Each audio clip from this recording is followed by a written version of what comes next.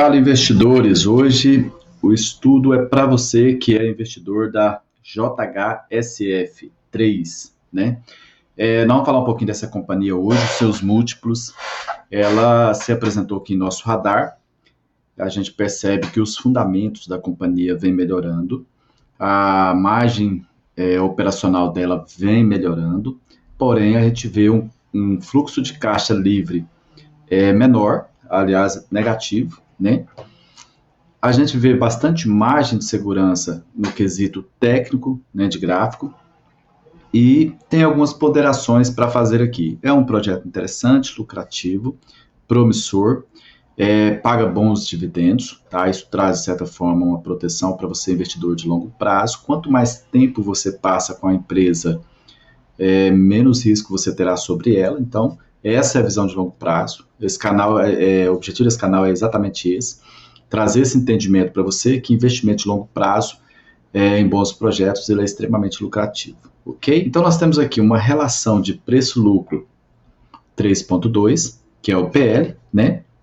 E nós temos aqui o mercado, geralmente é 8,2. Então, nós já temos aqui algo bem relevante, né? Então, 3,2, o mercado 8,2. A previsão é que a receita cresça 16% ao ano, né? Nossa taxa de juros está próximo disso aí já, mas já é um crescimento considerável, né? Levando em consideração que os lucros cresceram 88% no último ano, tá?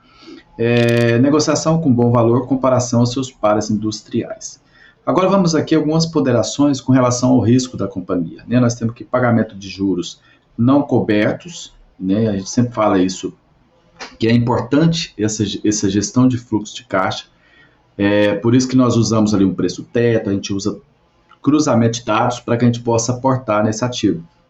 A gente não olha somente os dividendos, é um erro, né? Independentemente do valor que está sendo pago, é importante você saber se esses dividendos pagos, quantos por cento do payout, qual a situação que a empresa se encontra no momento, né?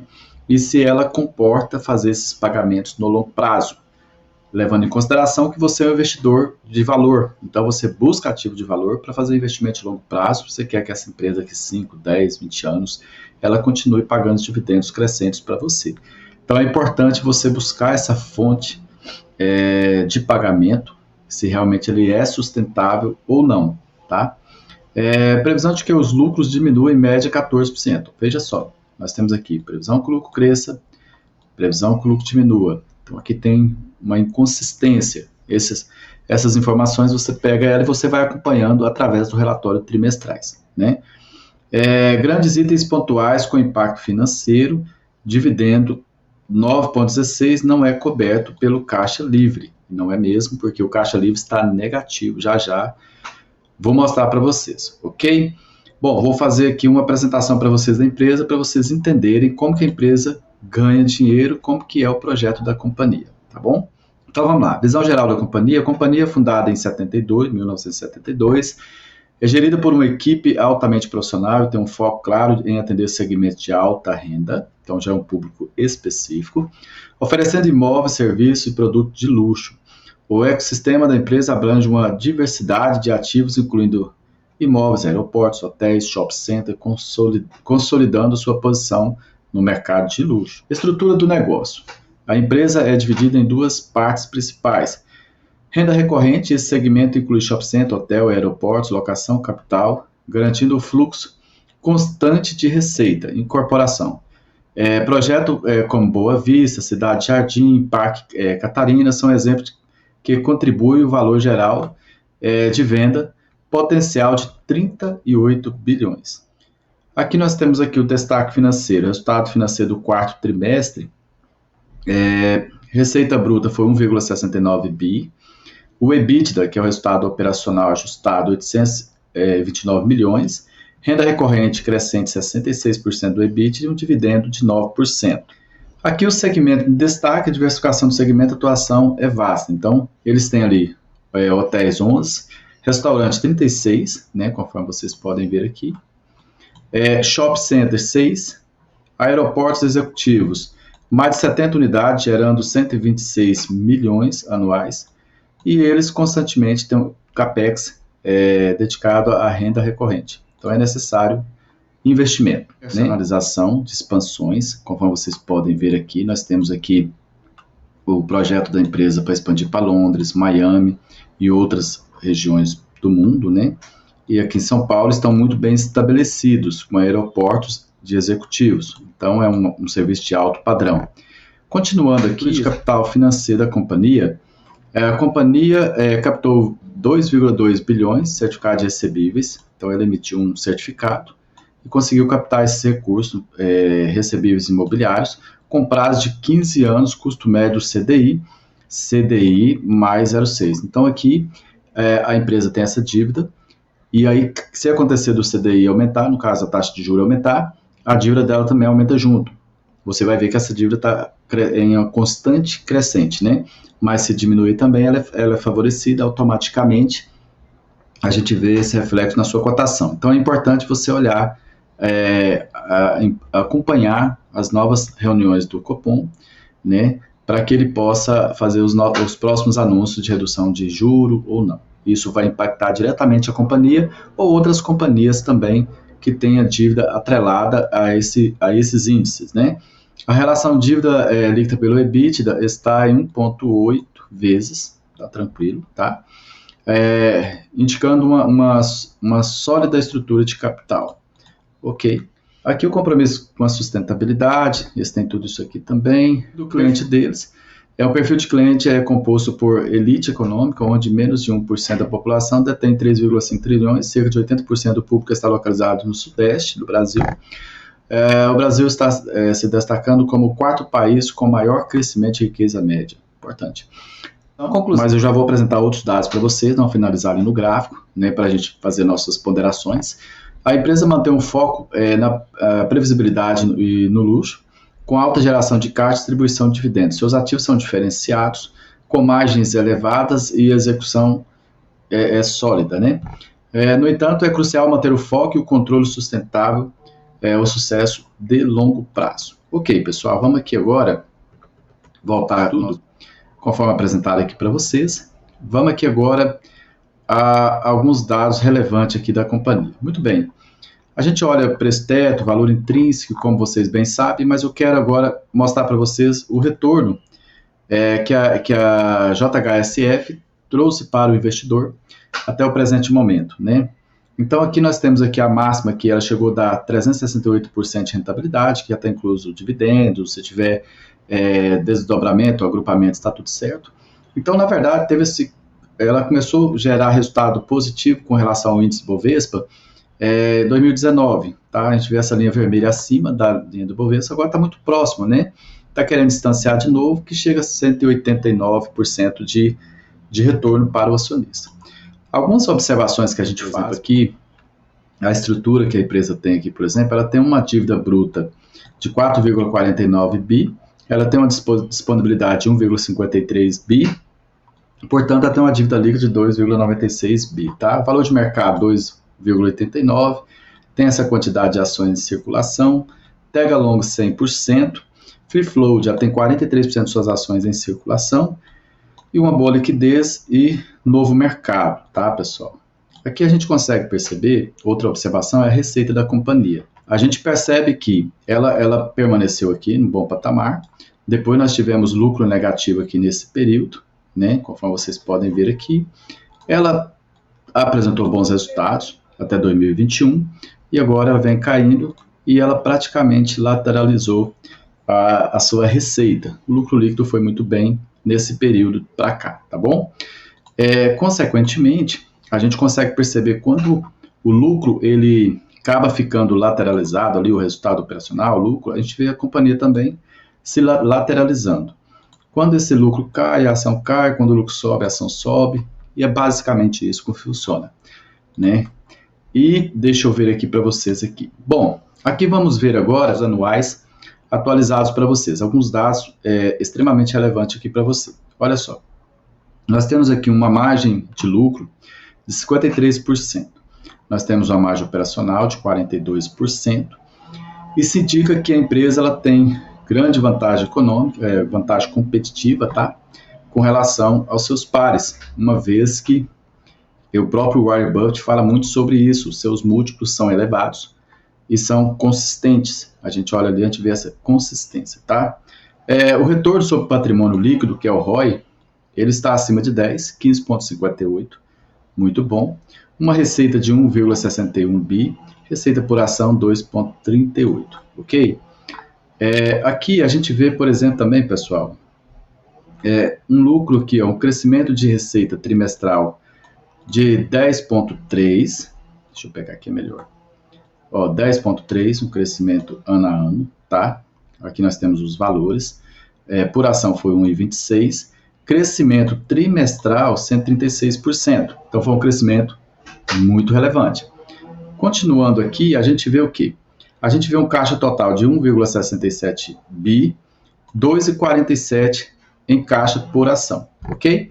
Aqui, outra questão extremamente relevante é essa questão aqui. Nós temos aqui, detidas pelos insiders aqui, nós temos 54%, ou seja, isso é pelos controladores da companhia. E pelas instituições, 26%. Então, nós temos menos posições das instituições e mais dos seus próprios controladores, tá? Geralmente, a gente vê algumas companhias com posição diferente, uma confiança mais elevada, que não é o caso dessa companhia aqui. Aqui nós já temos aqui um caso aqui que chamou minha atenção, que é o fluxo de caixa livre negativo, né? O fluxo de caixa operacional 330 milhões e o fluxo de caixa livre negativo. Isso pode impactar e pode segurar a cotação até que isso se resolva. Quando a gente olha aqui, a gente vê aqui o lucro operacional da companhia, a gente vê que ele subiu forte, né? E agora vem caindo. Quando a gente adiciona isso aqui a um caixa, por exemplo, aqui o lucro operacional, e desse lucro operacional vem o fluxo de caixa das suas operações, a gente vê que ela fez um caixinho aqui, só que aqui já foi um caixa negativo, né? E aqui já está começando a ter caixa de novo. Consequentemente, a gente vê o fluxo de caixa livre, vamos pôr ele aqui em linhas para vocês entenderem melhor, a gente vê que está negativo há bastante tempo, desde 2020, fluxo de caixa livre negativo. Isso aqui para mim é um alerta importante, tá? Ela não consegue ter fluxo de caixa livre positivo até o presente momento, ok? Muito bem, vamos fechar esses aqui. Vamos agora ver aqui a dívida total da companhia, que é o alerta que eu falei para vocês. A gente vê uma dívida altíssima, crescente, tá? Essa dívida, ela precisa ser melhor administrada. Isso aqui no futuro pode comprometer a distribuição de dividendos, pode comprometer o CAPEX, o desenvolvimento da empresa, o crescimento da empresa. Consequentemente, a gente vê o que ela tem para receber, que são ali o seu caixa e equivalente. A gente vê que é bem abaixo da dívida, não comporta o pagamento dessa dívida. Geralmente, empresas mais sólidas, esse caixa e equivalentes, que são valores que estão ali disponíveis, ele costuma estar acima dessa dívida aqui, tá? Então, você pode buscar esse perfil. Ok, vamos dar uma olhada aqui no lucro líquido dela. A gente olha aqui rapidinho o lucro líquido, como ele cresceu, desceu, está voltando a subir agora, mas fato é que a empresa ela precisa superar esses resultados aqui, ela está lateralizada, consequentemente a cotação pode permanecer em sua lateralização, ok? Bom, aqui a gente tem algumas observações relevantes aqui com relação a esse gráfico aqui, pessoal. O que eu vejo aqui de primeiro momento? Eu vejo um lucro líquido acima da cotação, isso é um fator positivo. Quem me acompanha aqui mais tempo, eu sempre falo que eu gosto de ver essa formatação gráfica, né? Eu vejo aqui uma tendência se formando aqui, topos e fundos ascendentes, né? Se a gente pegar aqui, tem uma espécie de triângulo aqui, né? Vamos dizer assim, querendo romper aqui, querendo buscar esse alvo. Geralmente, no longo prazo, vai buscar esse lucro líquido. Então, a gente tem aqui algo ao nosso favor. Quando eu adiciono aqui os indicadores, a gente tem lá, conforme eu falei para vocês, 2,47 em caixa. A gente tem aqui as nossas projeções, tanto otimista quanto conservador, de fluxo de caixa descontado abaixo da cotação, tá? Isso segura bastante a cotação, gostaria muito que tivesse acima. O preço teto, a gente pega ali os últimos 5 anos de dividendos pagos de 26%, a gente pagaria por essa empresa até 6,37, não mais que isso nesse momento. Isso é importante, a gente está vendo essa volatilidade do mercado. Quando você faz isso, você está comprando sempre a bons preços, com margem de segurança, que vai favorecer você de certas volatilidades do mercado. Além da diversificação que a gente passa para vocês. O que isso representa, esse preço teto? Um desconto, uma margem de segurança de 46%. Nós estamos em 4,19, o preço teto é 6,37.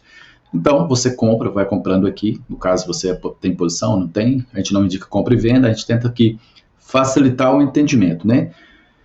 Compra até esse período, aí depois você deixa a ação fluir, esse preço teto subir ou ajustar, aí você vai ajustando o seu operacional.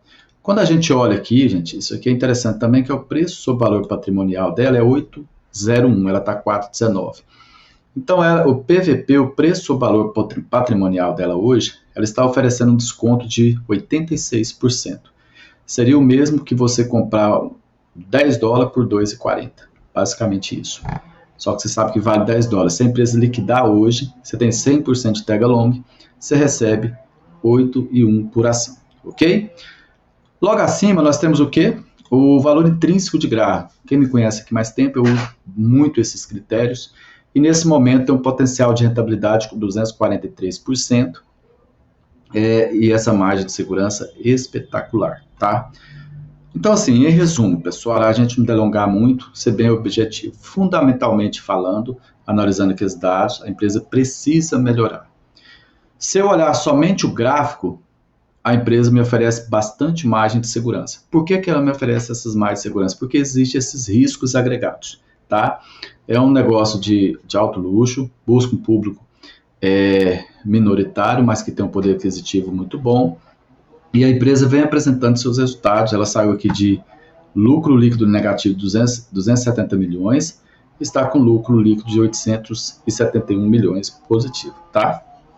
Então, é interessante, oferece essas margens de segurança, é um setor que está evoluindo. As suas margens que eu apresentei para vocês aqui, as margens operacionais, estão interessantes, mas tem essas pequenas observações aí que eu deixo para você avaliar. Ok? Então a gente trouxe esse estudo para você, da JHSF, que caiu no nosso radar, e a gente vai constantemente atualizando esses dados que a gente traz. Lembrando que toda empresa que eu apresento aqui, eu deixo uma playlist lá com o título dessa empresa, e todos os outros vídeos que eu subir relacionados a essa empresa vai estar nessa playlist, para você não ficar perdido. Você vai lá na playlist e vai ter todos os estudos lá. Ok, pessoal? Tudo de bom para vocês, bons investimentos, deixa sua curtida aí, seu comentário, e se inscreva no canal para que a gente possa continuar trazendo estudo para vocês aqui. Um abraço.